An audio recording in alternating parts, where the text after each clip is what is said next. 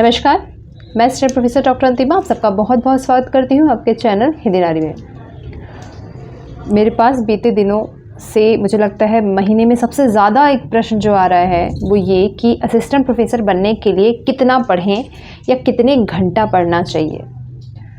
थोड़ा सा बच्चों जैसा प्रश्न है लेकिन मुझे लगा कि मुझे इसका जवाब ज़रूर देना चाहिए।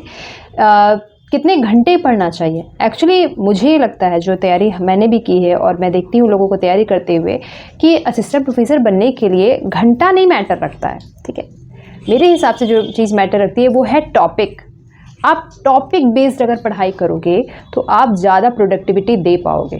ठीक है, कहने का मतलब है कि यदि आपके पास 10 टॉपिक है, ठीक है, और 2-3 दिन है, तो आप उसको अब घंटे के हिसाब से मत बांटो कि 6 घंटे में पढ़ना है या 8 घंटे में पढ़ना है। आप टॉपिक के हिसाब से बांटो कि 3 दिन में आपको ये 10 टॉपिक कैसे ख़त्म करने हैं।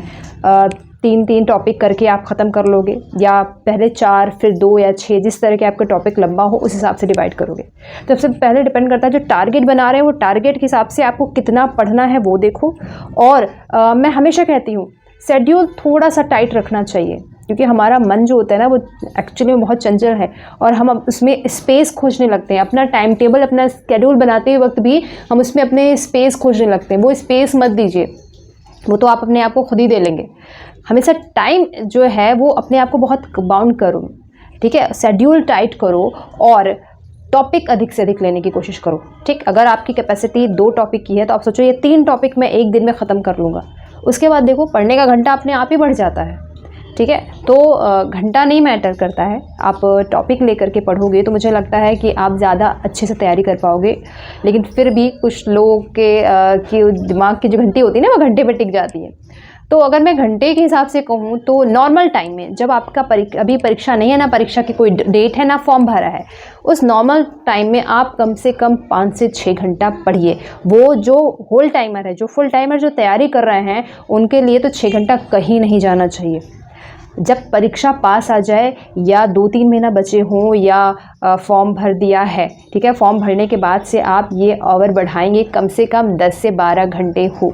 ठीक है, क्योंकि फुल टाइम आपको और कुछ भी नहीं करना है।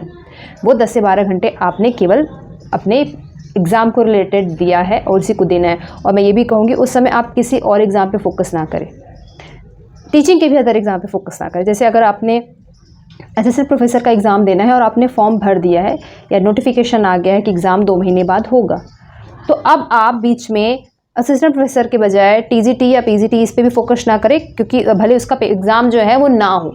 ठीक है, बाद में होने वाला है, कभी होने वाला है, नहीं, तो जो एग्ज़ाम सामने है भले उसी फेस का है, फोकस उसी पे करना है। कब? जब एग्ज़ाम का कोई डेट आ जाएगा तब। ठीक, तो इस हिसाब से पढ़ो। मुझे लगता है जो मेरा अनुभव है उससे इस तरह से प्रोडक्टिविटी ज़्यादा निकल सकती है। ठीक है, अगला जो प्रश्न है मेरे पास कि पीएचडी के साथ तैयारी कैसे करें। बड़ा प्रश्न है। पीएचडी अपने आप में ही बहुत टाइम टेकिंग है। पीएचडी में आपको पूरी डीप तैयारी करनी होती है, लिखना पड़ता है। लेकिन मैं एक बात ज़रूर कहूँगी कि देखिए, सबसे पहले तो आपकी प्रायोरिटी निश्चित होनी चाहिए। ठीक, आपने विषय ले लिया पीएचडी का, आपने अपने गाइड से बात कर ली। अब आपकी परीक्षा कब है या कैसे है, मुझे नहीं लगता। अगर आप पीएचडी के हो, फुल टाइमर पीएचडी हो, तो आप 24 घंटा नहीं 12 घंटा भी पीएचडी के लिए नहीं लिख रहे होगे।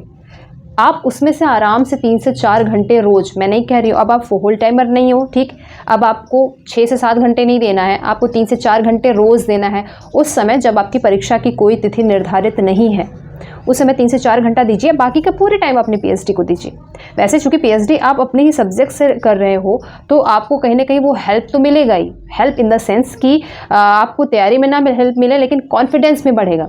दूसरी बात मैं सजेस्ट करूँगी, यदि आप पीएचडी के छात्र हो और आपके यूनिवर्सिटी वगैरह में आपको क्लासेस लेने के लिए कहा जा रहा है या यूजी या पीजी के, तो आप बिल्कुल ही क्लास लें, चाहे 1 या 2 ही क्लास लें, लेकिन क्लास लीजिए, क्योंकि उससे बड़ा फ़ायदा होता है। उससे कई सारी चीज़ों से आप वापस से गुजरते हो, रिवीजन प्रोसेस में भी आ जाते हो, और दूसरा पढ़ाने का जो कॉन्फिडेंस होता है ना, वो आपको अपनी तैयारी में बहुत हेल्पफुल होता है। तो दूसरी बात, पीएचडी इसका आप यूटिलाइज़ कर सकते हो, पीएचडी को अपने फ़ायदे में ले सकते हो। ठीक, तो तीसरी बात मैं कहूँगी कि आप अपने पीएचडी से रिलेटेड एटलीस्ट जितने भी आयाम हैं, केवल अपने विषय से नहीं, जैसे आप अपने प्रेमचंद पे आप कोई पीएचडी कर रहे हो, ठीक है, अब आप क्या करोगे कि प्रेमचंद और उनसे जुड़े जितने भी फैक्ट परीक्षा संबंधी आ सकते हैं उन पे सब पे आप आर्टिकल लिखना शुरू करो, क्योंकि हम जानते हैं पीएचडी में इस तरह की आर्टिकल लेख वगैरह सब मानता है, तो उसको आप अपने फ़ायदे में ले सकते हो।